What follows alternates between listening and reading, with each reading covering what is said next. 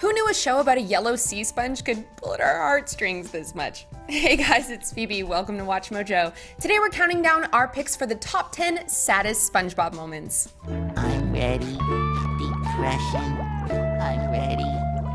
Depression. We're taking a look at the most heartbreaking moments from our favorite Nickelodeon show. We'd like to dedicate this video to Steven Hillenburg. I'm not always as confident as I look. Maybe I better just go back and hide. Number 10. Growing Up. SpongeBob loves visiting his grandma, but when the townsfolk start teasing him for being a baby, he decides to grow up with no more baby stuff. Unfortunately, adult life isn't all that it's cracked up to be, and SpongeBob throws a hysterical crying fit wanting to be a baby again.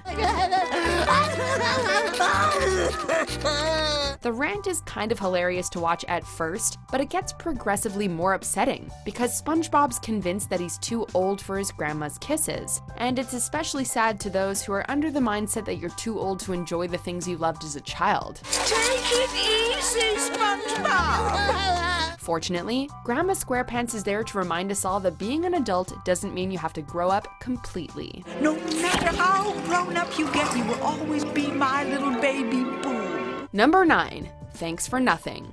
Squidward gets a chance to have his marching band perform at the Bubble Bowl, except he doesn't have a band. He rallies the townsfolk and tries to turn them into a band, and fails miserably. With all hope seemingly lost, Squidward just gives up, telling them all not to bother showing up for the big day, and just tearfully says, thanks for nothing. Don't bother showing up tomorrow.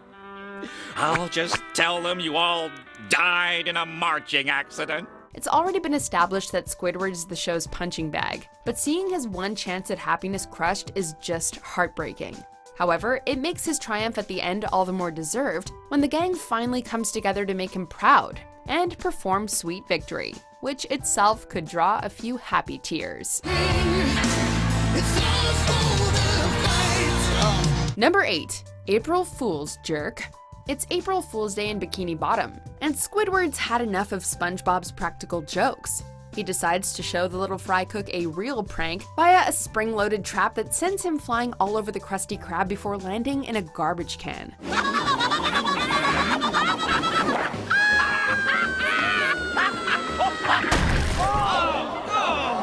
Feeling battered and humiliated, SpongeBob runs home with tears in his eyes. And naturally, everyone is disgusted with Squidward's prank, and we can't say we blame them. Come on, you guys know I was just kidding, right? Oh man, poor kid.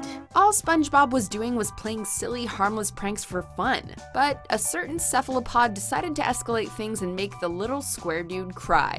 Fortunately, Squidward's conscience forces him to apologize, right before SpongeBob gets a little taste of revenge. But you have to promise not to tell anybody. I promise. Really? Number 7. SpongeBob in the Wild. SpongeBob has been daydreaming about living among the jellyfish, and decides to prove that he can last more than one day in the wild.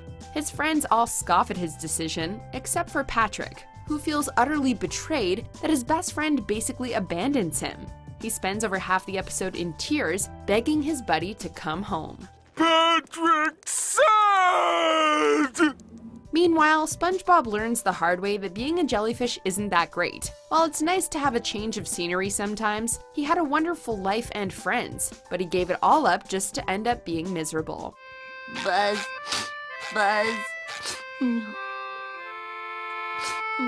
Sandy.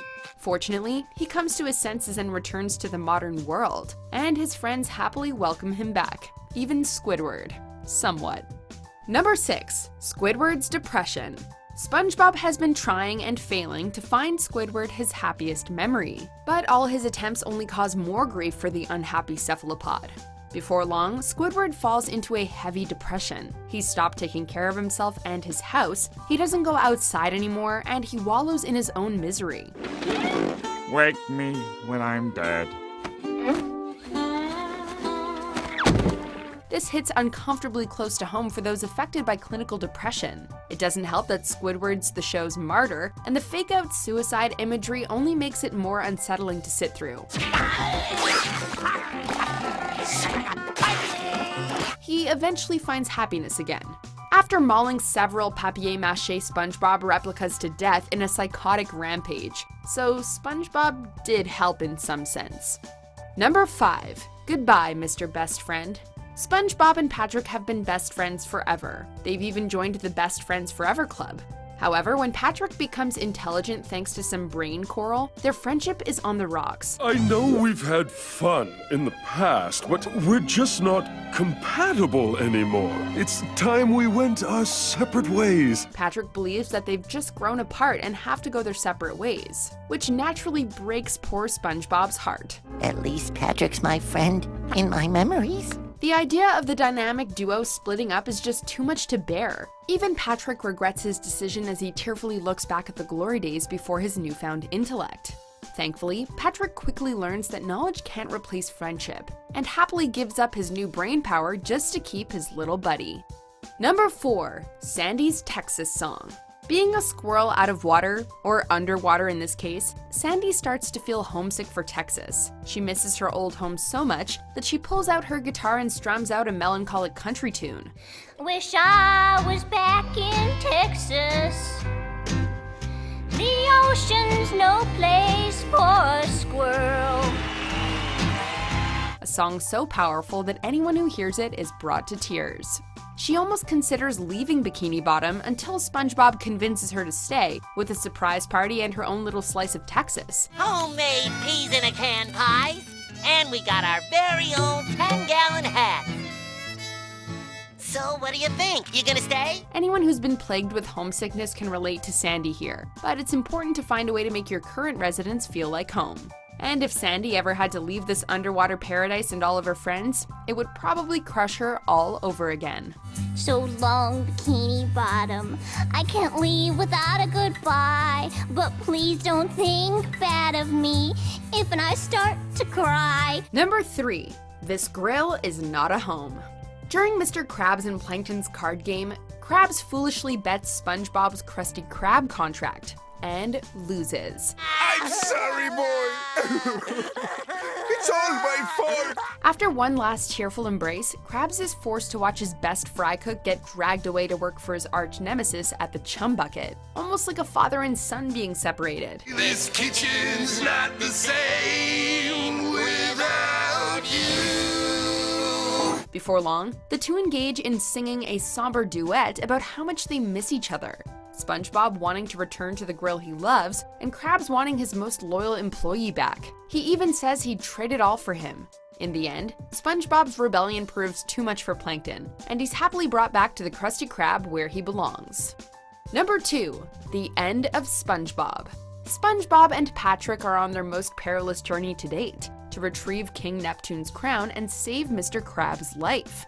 Unfortunately, along the way, a diver abducts them and takes them to his gift shop up on dry land.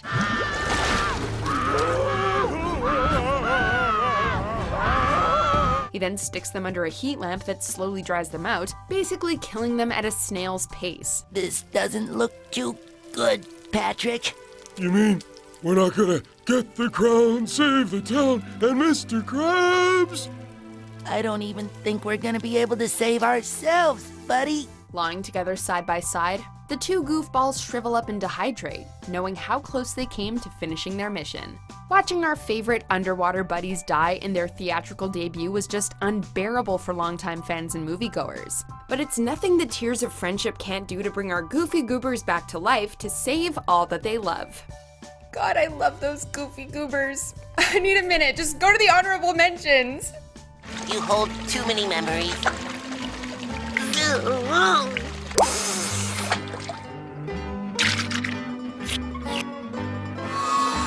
Well, Squidward, this is goodbye. Need a hand?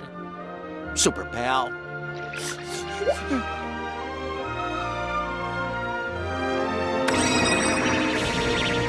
Good to have you back on the side of justice, Kyle. You were right, Squidward.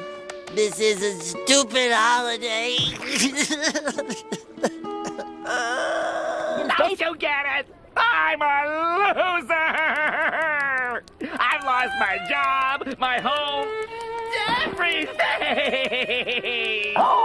What did I just get through telling ye, lad. But she... SpongeBob, you're fired! Huh? Not quite at the end yet. Almost there though. Just be sure to subscribe to our channel and ring the bell to be notified about our latest videos. Alright, back to business. Number 1. Gary runs away. SpongeBob has been so preoccupied with a paddleball challenge that he forgets to feed his snail Gary.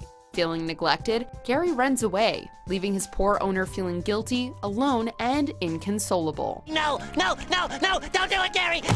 No, Gary! SpongeBob barely held it together when Gary supposedly dumped him for Patrick, but knowing that he unintentionally drove his pet away just crushes him. Patrick! Huh?